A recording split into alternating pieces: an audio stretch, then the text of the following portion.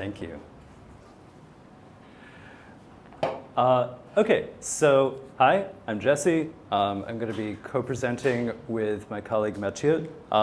We both work at MongoDB in New York City, and over the last year we did an experiment to see whether predictive autoscaling was going to work in MongoDB Atlas or not.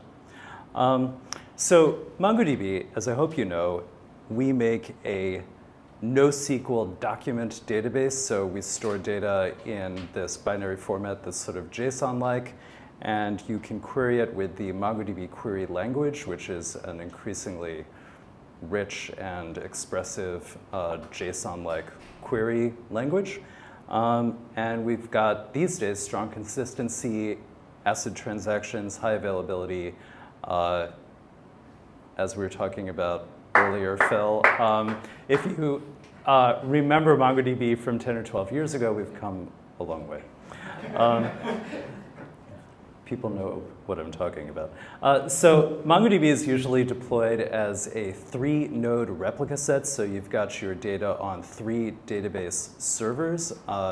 One of those servers is the primary, and you've got at least 2 secondaries.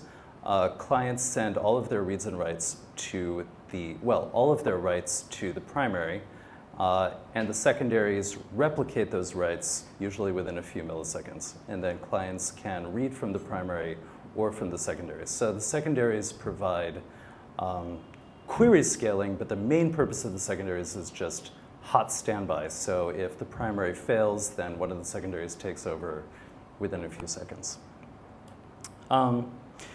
You can also deploy it as a sharded cluster, which is a bunch of replica sets where each replica set owns a portion of the data. And then we've got this layer of routing servers in front called MongoS servers. Clients talk to MongoS figure out where the data is for their queries, and then forwards requests to the proper replica sets. MongoDB is free and open source, so you can definitely download it yourself and run it on your own servers, and lots of people do. But these days, most people use MongoDB Atlas. This was originally MongoDB's database as a service. These days, we call it a developer data platform because we've added a lot of other stuff to it, so you can now use triggers, streaming analytics, vector search, but this talk is going to focus on the OG, the database as a service. The database as a service is multi-region, so you can spread your data around or move your data close to your customers. And it's also multi-cloud, so we run on currently Azure, GCP, and AWS, and you can even have a replica set or a sharded cluster that includes servers on multiple clouds talking to each other and spreading your data across multiple clouds. That means, and this is important for this talk, that MongoDB Atlas, MongoDB's cloud, is actually Microsoft's, Amazon's, and Google's clouds. So I'm going to show you our business model slide. Please don't share this outside of this room. Customers give us $3, and then we give 2 of them to the hyperscalers, so we keep 1 for ourselves. But this diagram is not to scale. So Atlas customers decide the size of server that they want, like the number of CPUs, the amount of RAM. And they configure that in Atlas, and then we go rent a server of the appropriate size from the cloud provider that the customers told us that they want us to run their database on. We charge customers according to the size of server they chose and how many hours it's running, and then we turn around and pay most of that to the cloud providers. What Matthieu and I wanted to figure out was, can we save money by predicting customers' workload fluctuations, choose the smallest server that will serve them for each quarter hour or so, save money, keep some of that money for MongoDB, share most of that savings with the customer. So that's the experiment. When we sell MongoDB to customers, we choose these Atlas tiers like M10, M20, M30, M for MongoDB. And then on each cloud, that corresponds to a particular instance size on that cloud. So like an M10 is some specific AWS server with a certain number of CPUs and RAM. And we charge a certain amount per hour on AWS. On the other clouds, these might be slightly different, but not much. Vertical scaling works like this. So a customer goes into the Atlas website and says, I'm running on M20, but I want to run on M30, so upgrade me. Atlas takes over and then automatically goes through these steps. It chooses a secondary, takes it offline, detaches its network storage, restarts it with a different server size, reattaches the existing storage so it doesn't have to go fetch the entire data set from somewhere else, and then waits for the secondary on the new server size to catch up, to replay all of the writes that it missed while it was down. Once it's caught up, Atlas does the same thing with the other secondary. Then it steps down the primary and scales it similarly. When you step down a MongoDB primary, there's actually a sort of coordinated handoff where it chooses a secondary and starts it up so that there's even less downtime than normally. The whole process takes about 15 minutes to scale an entire 3-node set. Customer applications usually don't even notice that this is happening because there's no data loss. A majority of the set is up and caught up the entire time. Except that at the end of it, the set is either more or less powerful and it costs more or less. So that's kind of customer choice scaling. They go onto the website and they click, I want to upgrade or downgrade.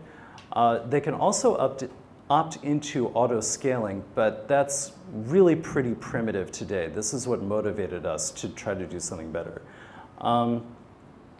If a customer opts into auto scaling, then Atlas has these kind of primitive rules that scale infrequently and reactively. So one of the rules is scale up by 1 tier after an hour of overload. So that's like go from M20 to M30.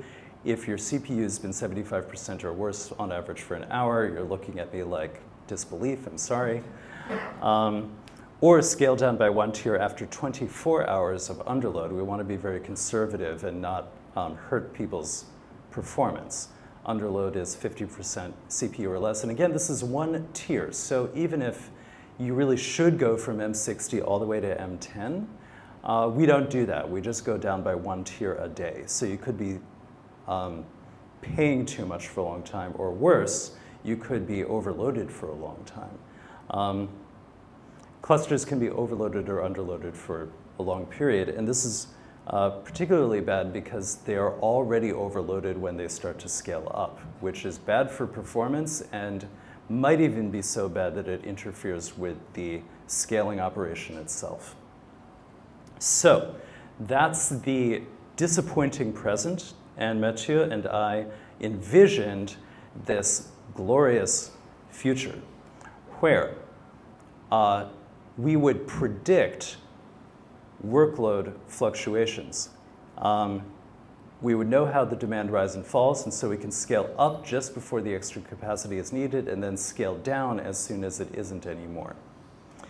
So we would forecast each cluster's needs. Hopefully, this would be possible based on past patterns. Scale the cluster up before it's overloaded. Scale it down as soon as it's underloaded. And we would also scale directly to the correct size, skipping intermediate tiers, so go straight from M20 to M60. The experiment was possible because MongoDB has a data warehouse where we keep each server's history. We've got a couple of years now of per minute workload and like CPU and memory statistics for each of the servers in the fleet. There's like 160,000 clusters. Each of them has at least 3 servers, so we've got like 500,000 servers or more. It's a fair amount of data. So we chose 10,000 of these clusters. These are customers who have opted into auto-scaling. And we analyzed their history from the previous year. We divided up the history into training and test portions, as usual with machine learning. And we trained some models to forecast each cluster's individual future based on their recent past. And then we built a sort of a prototype predictive autoscaler and tested whether it would have performed better than the actual reactive autoscaler actually had in the past. So the prototype of this autoscaler has 3 components. It's got a forecaster, looks at the recent past, predicts the near future.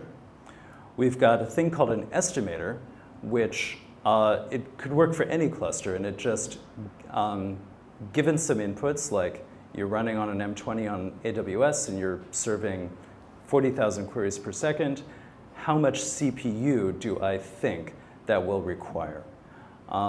This is a hard problem because we cannot see customers' data and we cannot see customers' queries. And so this is hard, but we did our best. And then finally, we've got a planner which simply says, given these forecasts, what's the cheapest instance size that won't be overloaded? So one of our inputs is this cluster history. Each cluster has its own history. We get that from the data warehouse. And that feeds into both a short-term and a long-term forecaster. And Matthieu will explain why we have 2. The other input we have is just random global samples from all customers. And each sample is just a moment in time, one cluster serving some number of operations per second. That's like queries, inserts, updates, whatever. An instance size, and then what was the CPU utilization. We were focusing on CPU for the experiment, but there was a few other metrics. But CPU is the most important. We used, I think, 10 million of these to train an estimator. And the estimator is pretty long-lived because it doesn't depend on an individual cluster's day-to-day fluctuations. So we only need to retrain it if there's a more efficient new version of MongoDB software or a new instance type. Whereas the forecaster needs to be updated continuously every minute or every few minutes. Stick those 2 together, and you've got a forecasted CPU load for each cluster for each minute in the near future, for each instance size that it could possibly run on, right? Not just the one it's actually on, but each one that you could run it on. Then given that, stick that into the planner, and the planner just chooses what instance size to migrate to next. So for example, here is a forecasted workload. It's forecasted to go up and then down. And the estimator has guessed that if you're on the cheap M40, your CPU will go above the 75% threshold. But if you're on an expensive M50, it won't. So it comes up with a plan like this. Start on the cheap M40. Sometime before you will be overloaded, start the migration so that you've completed it in time. You're on the expensive M50. You're not forecast to be overloaded during the peak on the M50, and then as soon as possible, downgrade to the cheaper M40 once it's safe to do so. Pretty straightforward. And now I will hand it over to Matthieu for the not pretty straightforward section of the talk. Thank you. Thank you, Jesse. So now I'm going to go into more details in how do we obtain those curves of future CPU? How do we go from the forecaster, the estimator, down to those estimates of future CPU? So initially we thought, okay, maybe we could just forecast CPU. But that would be silly because if I forecast my CPU and then I use that CPU to make scaling decisions, that will in turn affect my CPU, I'm in a circular dependency. If I forecast that there's going to be a spike tomorrow, and I scale accordingly to absorb that spike, then there's no more spike. So then I'm not going to be able to forecast it. So we needed to forecast metrics that will not be affected by our scaling decisions. That's where we chose what we call customer-driven metrics. So you can think of like number of queries being run per second, number of connections on the cluster, even some notion of query complexity with like the number of objects being scanned by the query engine, or just like the database size. And so all of these metrics can be considered to be pretty much independent from the instance size that we pick or the scaling decisions. There's a little asterisk with independent because it's not exactly true. If your cluster is heavily overloaded, you might not be able to serve as many queries as you want. So there's some impact, but like within the normal range of usage, it's a fair assumption. So this is what such a metric could look like. So this is the number of queries per second at a minute granularity for roughly 3 weeks, I think.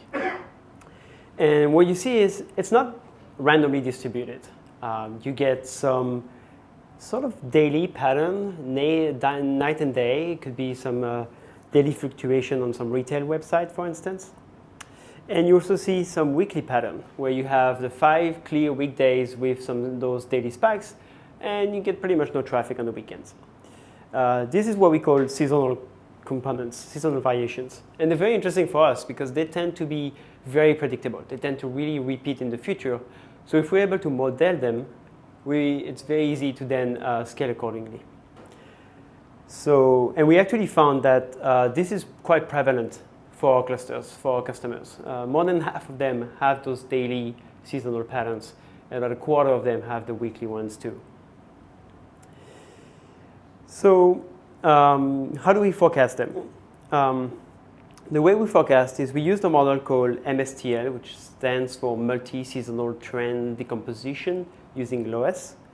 And what it does is it takes the whole time series, that's the same example as earlier, and it tries to extract the individual components in that time series, and then we address them separately. So here we could extract first the trend, which is basically just like that slow trend over time. You can think that a cluster over time gets more and more traffic as like the website, for instance, like has more customers coming in. And then we extract the seasonal components, the one that we're interested in, the daily and weekly components that we can just replicate into the future. And what you're left with is residuals, which are more closely randomly distributed. And those we just use a simple autoregressive model, the ARIMA family. So then when we put that together, we just like forecast those seasonal components with the trend and the residuals. We get a forecast for each of those metrics that I talked about. And we call this forecaster the long-term forecaster. Not really because it forecasted long in the future. It's very cheap to run, so we can run it often. But it's more because it needs a long history to be trained. It needs several weeks of data to be able to learn that weekly seasonality. How accurate is it? Well, we looked at the MAPE, so the mean absolute percentage error for each of the metrics, for each of the cluster. And here are some of the results for some of the metrics. And what you're seeing is it's actually fairly accurate. For the cluster that have those seasonal components, we are seeing very good accuracy for metrics that are very stable, like connections and query rate. It's a bit harder for metrics that are more volatile, like the number of objects being scanned. But overall, accurate enough that we can predict a spike and scale accordingly. But for the clusters that are not seasonal, it's not good. It's not accurate at all. We cannot use it for predictive scaling. But we don't want to be maintaining that. We don't want to have a system that knows which clusters are seasonal or not. So when the model runs, it also produces a score for confidence. It's self-confidence. And if that confidence is too low, we basically censor it. We don't use it for predictive scaling. So that was for long-term forecaster. But what happens if you have a cluster that does not have those seasonal components? Or if it has seasonal component, but suddenly that seasonality changes? Do we have to like default to the reactive scaler with all of its problems? Well, we think we can do better. And that's where we introduced the second forecaster that we call the short-term one. This time it's short term because it's using only the very recent history, only the last hour or two of data to try to infer what's going to happen in the near future. And the way it works is we're basically just trying to anticipate what is the direction of the data currently. And so we just do a simple like trend interpolation, local trend, to try to see, okay, if it's increasing, it's most likely it's going to keep increasing. If it's decreasing or stabilizing, it's most likely going to keep doing that as well. And the idea is not to be very accurate, it's just to save those precious few minutes so we can scale early and avoid scaling an overloaded cluster. So I'm going to show the same example, and I'm zooming in, and you can see in red, that's our sort of like local trend interpolation that is trying to estimate what's happening just next. And so every time we get new data, we update that trend, and we just try to guess, okay, what is happening just next? That was very quick, but yeah, you get the idea. So this is not very accurate. It's better than a naive guess, a naive baseline, but it's good enough to allow us to save those few minutes in most situations. Okay, so that was for the forecast. But I told you we don't forecast CPU. We just forecast those customer-driven metrics. So we need to turn them into CPU estimates. And so that's where we have the estimator. So the estimator is actually quite simple in machine learning terms. It's taking the demand, so all of those customer-driven metrics, that's the demand to the cluster. It's taking an instance size that we characterize by amount of CPU, amount of memory, and it's returning what is going to be the CPU utilization for that instance size with that demand. As Jesse said, we only focus on CPU, but you could imagine building a same estimator for memory or for IOPS, and that is something that we're looking into. So here's an example in practice. What you can see on the left-hand side is those customer-driven metrics over time at the minute or 5-minute granularity. And on the right-hand side is the reconstruction of the CPU by the estimator. Blue, you have the actual CPU, and the orange is the estimate. So this is also a machine learning model. In machine learning terms, this is a regression model. We're trying to predict a numerical variable between 0 and 100. And the model that we use is boosted trees. So it's basically a collection of simple learners, simple decision trees that we train successively by basically always training on the errors of the previous ones. And we train it on millions, 25 million samples, which, as Jesse mentioned, is basically a collection of the demand, the metrics, the instance size at a point in time for any random cluster, and the utilization, which is the target. And we were maybe a bit surprised, but it was actually fairly accurate. For about 45% of our customer cluster, the error is under 7%, the average CPU error. So for those clusters, we think that this is actually accurate enough to make very fine-tuned like scaling decisions. Like this is good. Then we have about half of the clusters for which the error is under 15%. It's not accurate enough to make very good scaling decisions, but it might be enough to scale when we're in the extremes of overloading and underloading.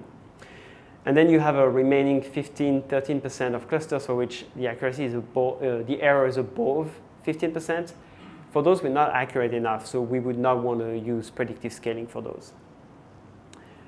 Okay, so we have our forecast. We forecast our customer metrics, turn them into CPU estimates using the estimator, and then we use the planner to decide which instance we should use at every point in time.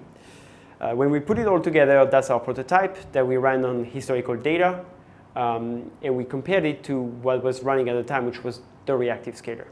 And the way we did the comparison is we looked at the distance, the average distance to the CPU target of 75%.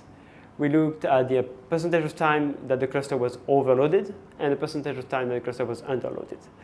And what we found is with our predictive scaler, we were able to be closer to the 75% target, having a cluster less overloaded, underutilized, or overutilized, which resulted in savings of about 9 cents per cluster per hour, which is pretty big when you see the scale of clusters that we have. That's for our experiment. What are we considering to do next? We mostly want to address the estimator shortcomings, the little portion of customers that we are not being able to serve right now. The things that we're trying to explore is more data about the hardware, because right now, the way we characterize instances is very rudimentary. It's just CPU and RAM. but we could consider the cloud provider, the generation of instance, a bunch of things. So we're trying to add more hardware data into the model. We're also trying to co-model memory, because some clusters are not CPU bound, they might be memory bound. That might affect how the CPU is reacting to a certain amount of demand. So we think that if we are able to model them both at once, we might get higher accuracy. And we're also trying to get more granular data about query patterns. Like Jesse said, we don't have access to the actual queries run by customers for obvious reasons, but we have some ideas of how complex they might be. And so we think that we might be able to use that to get better estimates of the load from the amount of queries that are being run. We're also running some live experiments on hardware to be able to validate how the estimator's scaling estimates how accurate they are.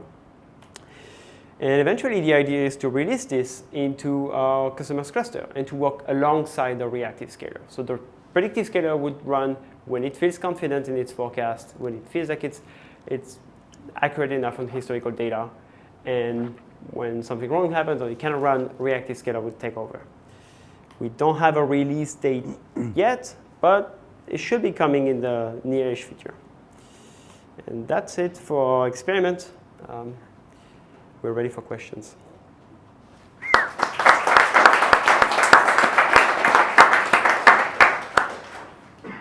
And repeat the question. Yeah. When you talk about modeling memory pressure, like what is the unit there? Is it like cache hit rates? Like how can you be memory bound in a database? Okay, it's actually quite complex. We have like, I think 15 or 20 different memory metrics. We haven't really explored that part yet, but yes, it's about like the cache size, and we have the amount of RAM being consumed at any point in time. Okay. Yeah. Does Mongo like prevent queries from running if there's not enough like memory? No, it doesn't, but obviously the difference between accessing data on disk versus in RAM is enormous. And so MongoDB caches as much as possible, and then certain workloads are cache killers and certain workloads are cache friendly. And if, as Matthieu was saying, if the database is spending all of its time waiting for disk, then the CPU will seem to be idle, and so you'll be like, oh, it's not a bad workload, whereas in fact it's an awful workload. So maybe if we can model the whole system as one thing, machine learning can start to get some insight into those interactions. Very cool. Yeah.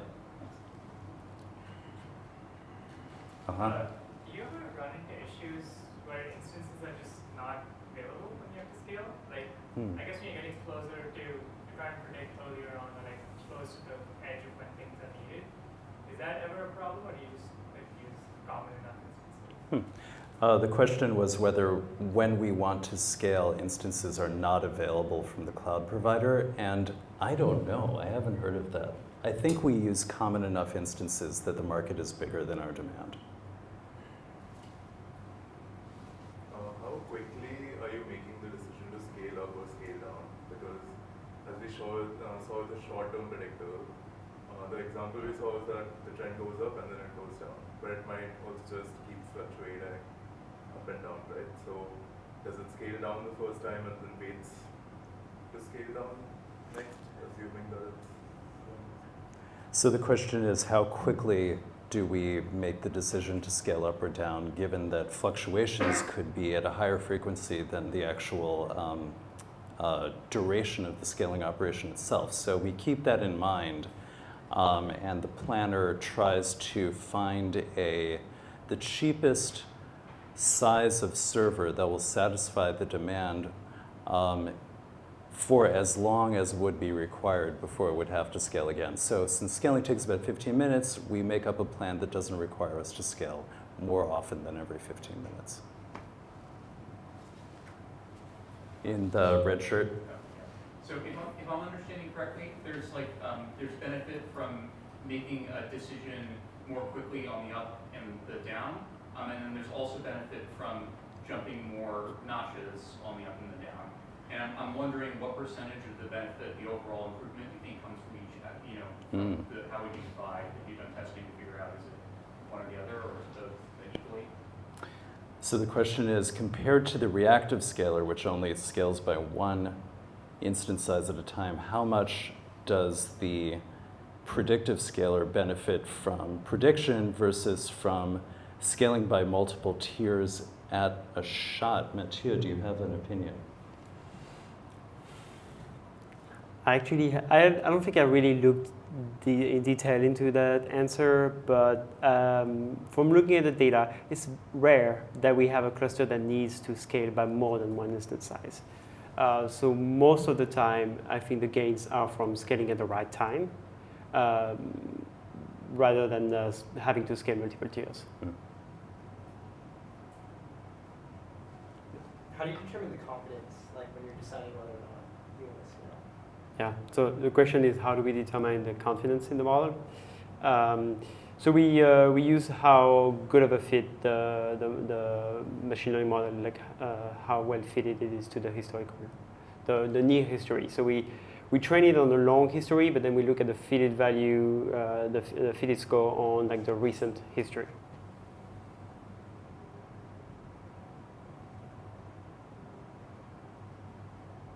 All right. Okay, thank you. Thank you.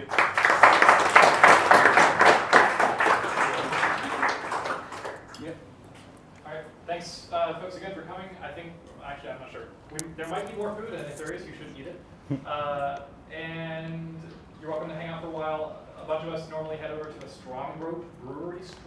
So if anyone feels like grabbing a drink, then feel free to head over there. But thank you all so much for coming.